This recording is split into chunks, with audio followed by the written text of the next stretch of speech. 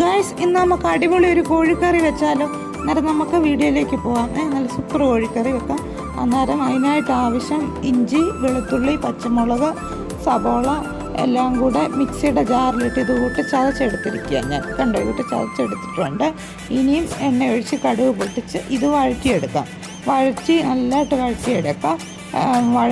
നല്ലതായിട്ട് വഴറ്റിയിട്ട് അതിൻ്റെ കൂട്ടത്തിൽ ഉപ്പും കൂടെ ചേർത്ത് വഴറ്റിയെടുക്കാം. നല്ലതായിട്ട് വഴൻ്റെ വെള്ളമൊക്കെ പറ്റി നല്ലതായിട്ട് വഴന്ന് വന്നു കഴിയുമ്പോൾ കോഴി ഇട്ടിട്ടൊന്ന് ജസ്റ്റ് വഴറ്റിയെടുക്കാം.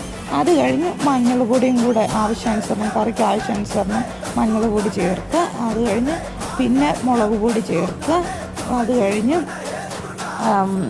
ചിക്കൻ മസാല, ഗരം മസാല, മല്ലിപ്പൊടി, അങ്ങനെ എല്ലാ പൊടികളും ചേർക്കുക.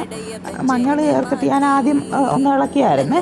അന്നേരം എന്നിട്ടും നല്ലതായിട്ട് ഇതൊന്ന് പച്ചമണം മാറുന്നിടം വരെ, ഇതെല്ലാം കൂടെ നല്ലതായിട്ട് പച്ചമണം മാറുന്നിടം വരെ ഒന്ന് വഴറ്റിയെടുക്കുക.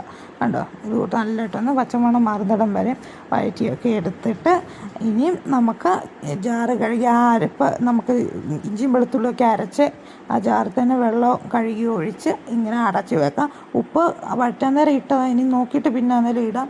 എന്നിട്ട് കണ്ടോ, കറിയൊക്കെ വെന്ത് റെഡിയായേ. കണ്ടോ, അന്നേരം അടിപൊളി കറിയാണ്, വെന്ത് റെഡി ആയിട്ടുണ്ട്. സൂപ്പറാണ്. അന്നേരം എല്ലാവരും ഒന്ന് ട്രൈ ചെയ്ത് നോക്കാം. അന്നേരം ഓക്കെ, ബൈ.